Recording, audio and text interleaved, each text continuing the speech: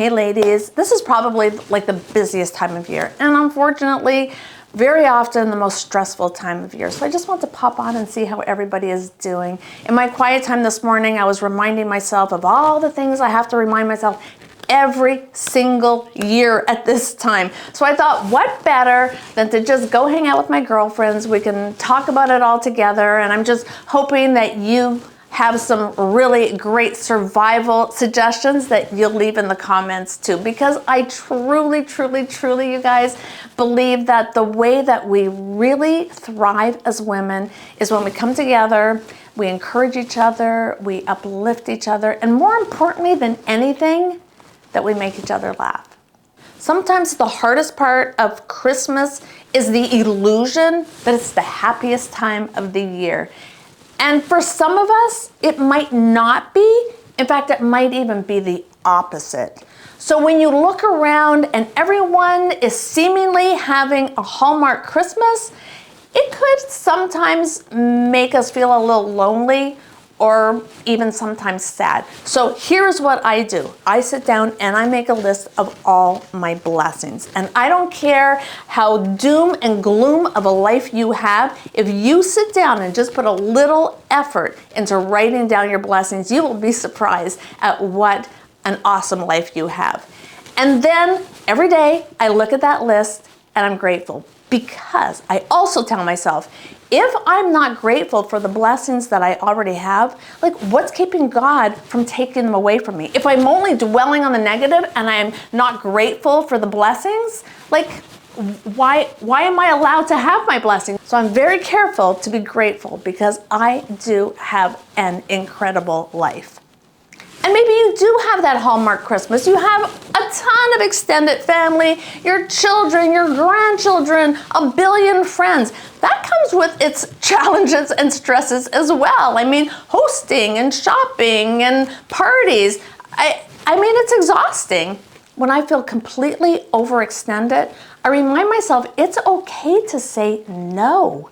I'm at a stage in life where I finally understand how precious every moment is.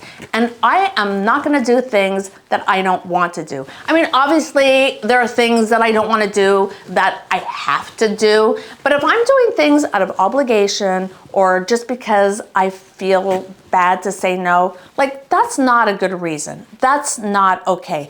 Also, keep in mind who your friends truly are. Surround yourself with people who really love you and really have your back. Think about this. Like, I find it's very easy if I'm going through a difficult time or something bad happens to me, like I'm surrounded by friends who will sympathize with me and they'll give me a shoulder to cry on. Now, really take a minute and think about this. How many of your friends, when something amazing happens to you, which friend do you want to pick up the phone and call immediately and share the good news with? Because you know she's going to be as excited about your good news as you are. That's a very few amount. And if you have a girlfriend like that, you're very lucky. Do not let her go. Treat her well. Now here's the opposite of this. Sometimes there's things I really want to do, and I have just bogged myself down with busy work, and I just start saying no to things that I actually want to do. That is when I have to stop myself and say, listen, Carolyn, life is way too short. The other stuff just doesn't matter. Go have a good time. Go meet up with that friend. Go do whatever it is you feel like doing. Everything else can wait. Self-care is something that can really easily get swept under the rug this time of year. I put so much effort into eating healthy, exercising, getting my proper sleep all the rest of the year. And then in these condensed weeks, it's so easy for all that to just get blown out of the water. The eating healthy really is my biggest struggle this time of year, because everywhere that I go, there are so many unhealthy options. So I'm not saying if there is a warm, fresh loaf of bread sitting in front of me, I'm gonna slice a piece of that bread, I'm gonna slather it in butter, and I am gonna slowly savor every mouthful and enjoy it. If there is some fabulous dessert that I'm just really wanting to eat, I'm gonna enjoy it, I'm gonna eat it, and I'm not gonna feel guilty. I'm talking about that mindless eating of all that sugar and all those preservative-filled foods that you just eat without even thinking about it. That is what really kills the diet. So if there's an event that I have the ability to have a healthy snack for myself, I make sure that I have a healthy option. If I'm going somewhere to a party where I absolutely do not know what's going to be there, I am sure it's going to be all bad food, I eat before I go. If I have dinner reservations that are late, now I can go to a restaurant and order healthy food, but if those reservations are late, eating late, even if it's healthy food, that's gonna disrupt my sleep. So I will eat a full, healthy meal before I even go. And then I'll just nibble. And I tell my friends, I'm here for the company. I am not here for the food. So I don't want to not go because it's too late and then I'm not gonna be able to sleep. I wanna go and enjoy being with my friends, so I just eat before I go. So does that make me that weirdo? Yes, I'm sure it does. But I'm at the point in my life where I just want to feel good, feel healthy, and be happy. And if getting my good night's sleep is going to ensure that I have all those things, I don't care what people think. I'm sorry. I surround myself with friends that love me enough, that appreciate that I have these quirks, and they don't judge me for it. And this time of year, getting my good solid 8 hours of sleep can be a challenge. I'm not gonna not go out to a party because it'll mean I won't be in bed by 8:30 and asleep by 9. So I'm still gonna go do those fun things. But if I do not get those good 8 hours of sleep with my core sleep, my REM sleep, my deep sleep, I now monitor my sleep on my Apple Watch. I have the app. It's not perfect, but it gives me a good idea of what affects my sleep. So if I'm not getting all that good sleep, this is what I try to do, and it's a big try for me because I am not a napper, but during the day, I try to force myself to lay down, close my eyes, maybe just meditate, even if I don't fall asleep, but often I will, and even if it's just for like 10 minutes, that makes a big difference. So I really put an effort into trying to get that sleep because sleep really does determine whether we're burning the fat that we should be burning, our mental health, our mood. So getting that sleep, so crucial this time of year. So if we're not getting that full amount of sleep, try to take a minute out of the day and just be calm, close your eyes, and if you're lucky, you will drift off, and I feel I often do. So that is how I try to combat those hours that I'm missing during the night.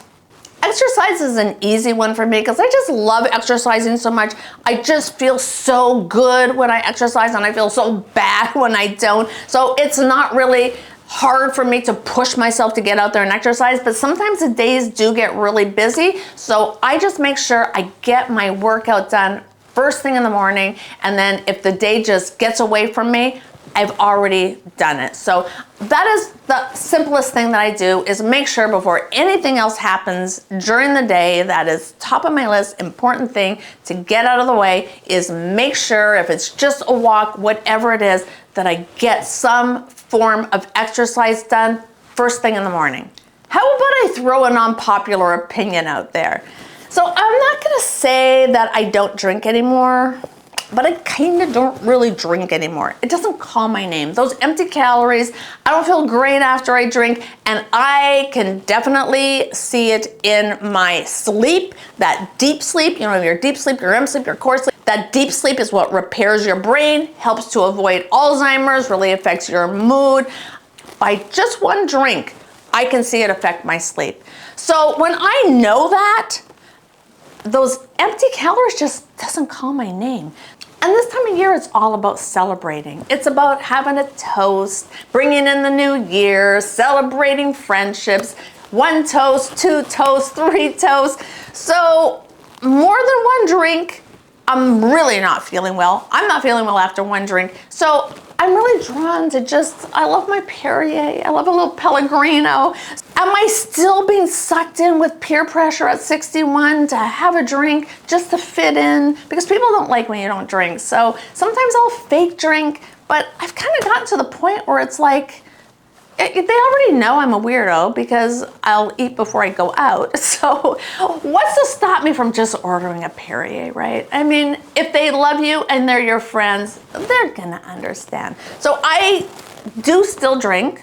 I'm not saying I don't drink, but I will tell you that I drink less and less and less all the time. I'm also a huge believer in breath work, and I'm positive I probably have a video out on that exact subject because I just think there are so many benefits in breath work. But a really quick, easy one that if you're feeling any sort of stress or even a panic attack, you can do this anywhere, anyhow. No one will even know you do it. It's called the 4-7-8. You breathe in for 4 seconds.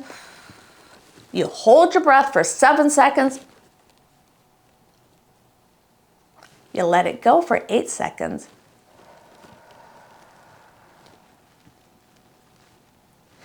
And you do that over just a few times.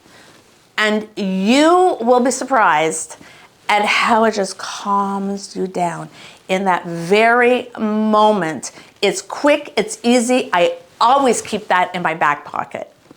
So those are just a couple of things that I keep in my emotional survival arsenal that really come in handy and really help me get through this season. Please leave all of your survival suggestions in the comments. I don't want to take up too much of your time. I know we're all busy this time of year, but I just want to check in on everyone. Let me know in the comments, how are you doing? If you are that person who Christmas is the best time of year, everything is fabulous, you love it so much, please put in the comments. That would make me so happy to hear. I would love to know that.